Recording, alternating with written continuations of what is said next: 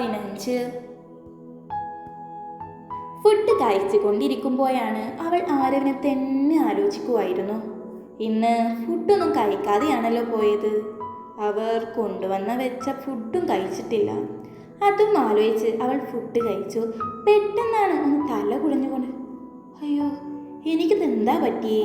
ഞാൻ എന്തിനാ അവനെ കുറിച്ച് തന്നെ ഇങ്ങനെ ചിന്തിക്കുന്നത്? വൈഷ്ണവി, വേണ്ടാത്തതൊന്നും ചിന്തിച്ച് കൂട്ടാൻ നിൽക്കണ്ട. 1 വർഷം കഴിഞ്ഞാൽ ഡിവോഴ്സ് തരുമ്പോൾ നിനക്കത് താങ്ങാൻ കഴിഞ്ഞെന്ന് വരില്ല. അതുകൊണ്ട് അങ്ങനെയുള്ള ഒരു ചിന്തയും നിനക്ക് വേണ്ട. സോ 1 വർഷം കഴിഞ്ഞ് ഇവിടെ നിന്നും പോകുന്നു. നിനക്ക് നഷ്ടമായ പലതും തിരിച്ചു പിടിക്കാനുണ്ട്. നിന്റെ ലക്ഷ്യം ഇതൊന്നുമല്ല, മറക്കണ്ട നീ. മുന്നോട്ട് നോക്കി അവളോട് തന്നെ ഓരോന്ന് പറഞ്ഞു നിർത്തി. ഈയിടെയായിട്ട് വേണ്ടാത്ത ഒരുപാട് ചിന്തകൾ കയറിക്കൂടുന്നുണ്ട്. ഇനി മുതൽ ആരവിൽ നിന്നും ഒരകലം പാലിക്കണം. ഇല്ലെങ്കിൽ അവസാനം ഞാൻ തന്നെ വേദനിക്കേണ്ടി വരും. വേണ്ടതൊക്കെ തലയിൽ കയറ്റിക്കോളും. എന്ത് ഒന്ന് കിട്ടാഞ്ഞിട്ടാ. വൈഷ്ണവി അവളുടെ തലയ്ക്ക് തന്നെ ഒന്ന് തട്ടിക്കൊണ്ട് പിറുപിറുത്തു. കൈ വാഷ് ചെയ്ത് വരുമ്പോഴാണ് പെട്ടെന്നരികിൽ പ്രണവിനെ കാണുന്നത്. അവനെ കണ്ടതും അവളൊന്ന് ഞെട്ടിക്കൊണ്ട് പുറകിലേക്ക് മാറി. എന്താ, നീ എന്നെ കണ്ടു ഭയന്നു? പ്രണവ് സോഫ്റ്റായിട്ടുള്ള അവൻ്റെ ചോദ്യം വന്നതും, ചി മാറി നിൽക്ക്.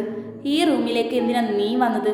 അതും ഒരു അന്യസ്ത്രീയുടെ റൂമിലേക്ക് കയറി വരുമ്പോൾ ഒന്ന് ചോദിക്കാനുള്ള മര്യാദ നിനക്കില്ലേ?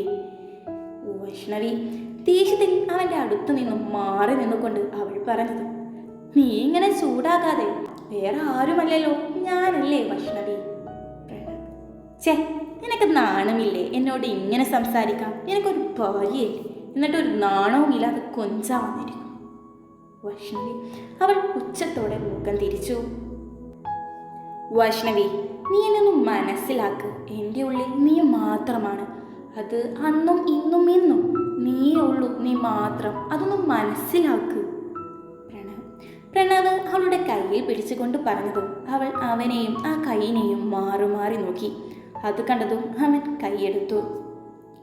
നീ ഒരുപാട് മാറിപ്പോയി വൈഷ്ണവി. നീ ഇങ്ങനെയൊന്നും അല്ലായിരുന്നു. അവളുടെ ഭാവം നോക്കിക്കൊണ്ട് പറഞ്ഞതും, അതേടാ, ഞാൻ മാറിപ്പോയി, ഒരുപാട് മാറിപ്പോയി.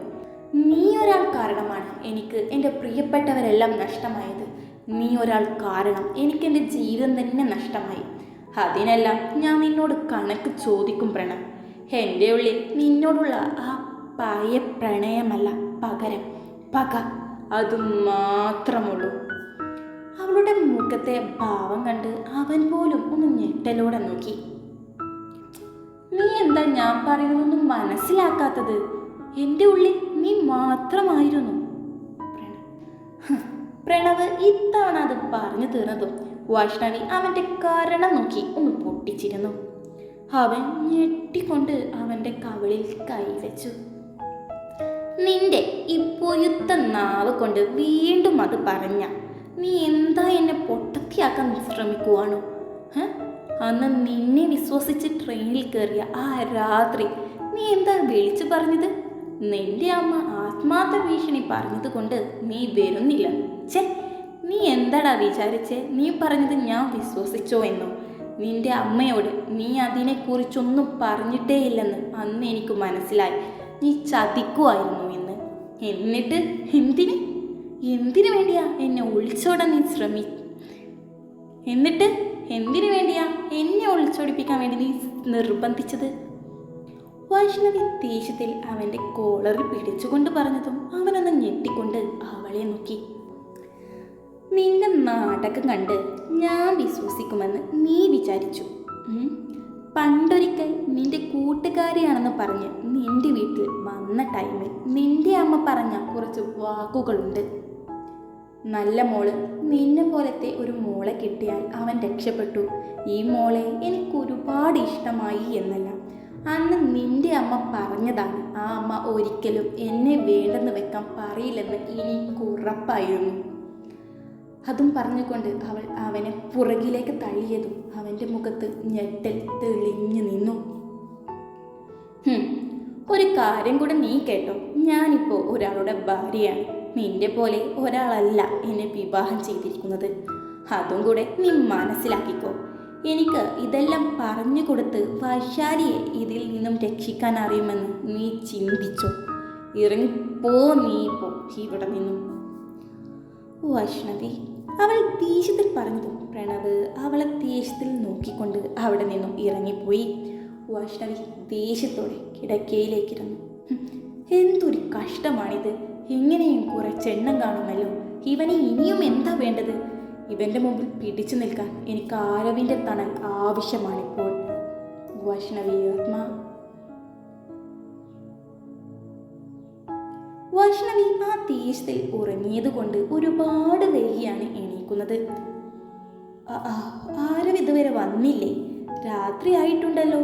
ഓ, ഞാൻ എന്തിനാ അവനെ കുറിച്ച് ആലോചിക്കുന്നത്? അവൻ വരികയോ പോവുകയോ ചെയ്യട്ടെ. വൈഷ്ണവി ആത്മാ. അവൻ ആലോചിച്ച് പെട്ടെന്ന് എണീറ്റ് ഒന്ന് ഫ്രഷായി താഴേക്ക് വരുമ്പോഴാണ് അവിടെ വീട്ടിലെ എല്ലാ അംഗങ്ങളുമുണ്ട്. കൂട്ടത്തിൽ ആരവും ഉണ്ടായിരുന്നു. ഇവിടെ എന്താ എല്ലാവരും ഉണ്ടല്ലോ. ആരവ് മാത്രം വലിയ മെയിൻ്റ് ഒന്നും ചെയ്യാതെ ഫോണിൽ എന്തോ നോക്കി അല്പം മാറിയാണ് നിൽക്കുന്നത്. വൈഷ്ണവി പതിയെ താഴേക്ക് ഇറങ്ങി വന്നതും പ്രണവ് അവളെ കണ്ടതും അവളെ ഒന്ന് ദേഷ്യത്തിൽ നോക്കി അവിടെ നിന്നും എണീറ്റ് പോയി. വൈശാലി ഇവൻ ഇതെന്ത് പറ്റി എന്ന് വിചാരിച്ച് ഒന്ന് നോക്കി നിന്നു. വൈഷ്ണവി അതൊരു പുച്ഛിച്ച് വിട്ടുകൊണ്ട് ചുറ്റും നോക്കിക്കൊണ്ട് പതിയെ ആരവിൻ്റെ അടുത്തേക്ക് വന്നുകൊണ്ട് അവൻ്റെ ഷോൾഡറിൽ ഒന്ന് തട്ടി. അവളെ കണ്ടതും അവൻ എന്താ എന്ന പോലെ പുരികം പൊക്കി കാണിച്ചതും എന്താ ഇവിടെ? വൈഷ്ണവി പതിയെ അവനെ തട്ടിക്കൊണ്ട് ചോദിച്ചതും ആരവ്. ദേഷ്യത്തിൽ ആരവിൻ്റെ അമ്മയുടെ ശബ്ദം അവിടെ ഉയർന്നു. ദേഷ്യത്തിലുള്ള അവരുടെ വിളി കേട്ടതും വൈഷ്ണവിയും ആരവും അവരെ നോക്കി. അവർ ദേഷ്യത്തിൽ സോഫയിൽ നിന്നും ചാടി എണീറ്റു നിൽപ്പാണ്. ഞങ്ങളിവിടെ സംസാരിക്കുന്നത് നിങ്ങൾ കാണുന്നില്ലേ? ആരവിൻ്റെ അമ്മ. So what? ആരവ് അത് കേട്ട് ഗൗരവത്തിൽ ചോദിച്ചതും അവൻ്റെ അമ്മ അവനെ ഒന്ന് തുറിച്ചു നോക്കി. നിനക്കെന്താ പറ്റിയത്? ആരവിൻ്റെ അച്ഛൻ. എനിക്ക് അവരെ രണ്ടുപേരെയും ഒരുമിച്ച് കാണുമ്പോൾ അങ്ങ് ദേഷ്യം വരികയാണ്. ആരവിൻ്റെ അമ്മ. അത് കേട്ടതും വൈഷ്ണവി ആരവിൻ്റെ അടുത്തേക്ക് ഒന്നും കൂടെ ചേർന്ന് നിന്നു. അത് കണ്ടതും ആരവിൻ്റെ ഉള്ളിൽ ഒരു പുഞ്ചിരി വിരിഞ്ഞു. പക്ഷേ പുറത്ത് കാണിച്ചില്ല. നീ ഒന്ന് അടങ്ങ്. ആരവിൻ്റെ അച്ഛൻ. ആരവിൻ്റെ അമ്മ അവരെ ദേഷ്യത്തിൽ നോക്കിക്കൊണ്ട് സോഫയിലിരുന്നു. മുത്തശ്ശി ഒന്ന് ഗൗരവത്തിൽ എല്ലാവരെയും നോക്കിക്കൊണ്ട് സോഫയിൽ നിന്നും എണീറ്റു. കഴിഞ്ഞ കുറച്ച് ദിവസമായിട്ട് ഇവിടെ നടക്കുന്നതൊന്നും അത്ര നല്ല കാര്യങ്ങളല്ല. അതുകൊണ്ട് ഞാനൊരു തീരുമാനമെടുത്തിട്ടുണ്ട്. ദീപ്തി എന്ന് പറയുന്ന ഈ പെൺകുട്ടി ഗർഭിണിയായതുകൊണ്ടും അവർ തമ്മിൽ വിവാഹം കഴിയാത്തത് കൊണ്ടും ഇങ്ങനെ മുന്നോട്ടു പോകാൻ സാധിക്കില്ല. വൈശാഖിൻ്റെ അച്ഛനും അമ്മയും അവരുടെ കല്യാണം കാണാൻ താല്പര്യമുണ്ടെന്ന് പറഞ്ഞത് കൊണ്ട് അവരുടെ കല്യാണം ഈ വീട്ടിൽ വെച്ച് ഗംഭീരമായി നടത്താൻ ഞങ്ങൾ തീരുമാനിച്ചിരിക്കുന്നു. മുത്തശ്ശി ഗൗരവത്തിൽ പറഞ്ഞതും ദീപ്തിയും വൈശാഖും സന്തോഷത്തോടെ നോക്കി. ആരവ് ഒന്ന് ഞെട്ടിയെങ്കിലും അവനൊന്ന് പുഞ്ചിരിച്ചു. വൈഷ്ണവി ഒരു പുഞ്ചിരിയോടെ അത് നോക്കി.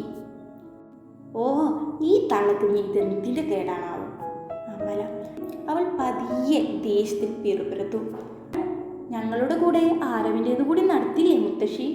വൈശാഖ് അവൻ വലിയ സന്തോഷത്തിൽ ചോദിച്ചു. ഇല്ല മുത്തശ്ശി.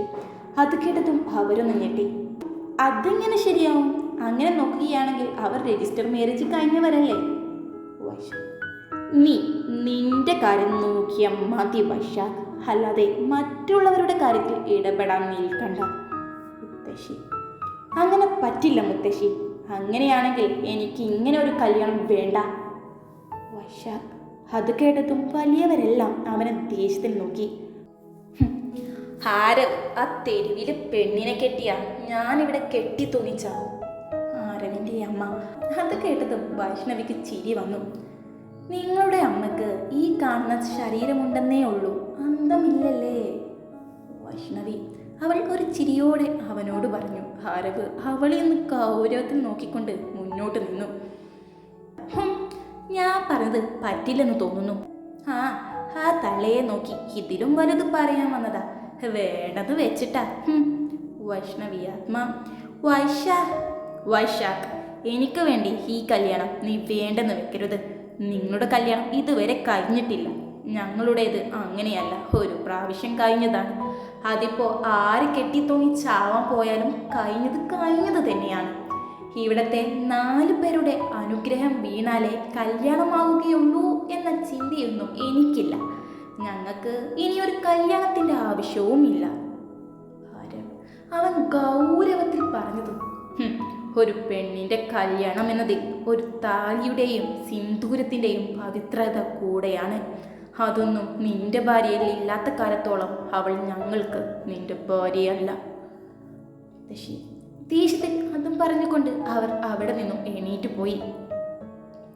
എന്നെ തോൽപ്പിക്കണമെന്ന് നീ വിചാരിക്കേണ്ട ആരവ്. അവളെ വിട്ടെറിഞ്ഞു ഒരു ദിവസം മോൻ എൻ്റെ അടുത്തേക്ക് വരും. ഈ അമ്മ മാത്രമേ മോന് കൂടെ കാണുകയുള്ളൂ. ആരവിൻ്റെ അമ്മ ഇത് പറയുമ്പോൾ അവരുടെ ശബ്ദം ഇടറിയത് കണ്ട വൈഷ്ണവിക്ക് ഉള്ളിൽ ഒരു വിങ്ങൽ രൂപപ്പെട്ടു. ആരവ് അത് കണ്ടിട്ടും കണ്ടെന്ന് നടിക്കാതെ അവിടെ നിന്നും കടന്നുപോയി. അമലയും ആരതിയും വൈഷ്ണവിയെ പുച്ഛിക്കാൻ മറന്നില്ല. വൈഷ്ണവി അവരെ ദേഷ്യത്തിലൊന്ന് നോക്കിക്കൊണ്ട് മുകളിലേക്ക് കയറി നടന്നു.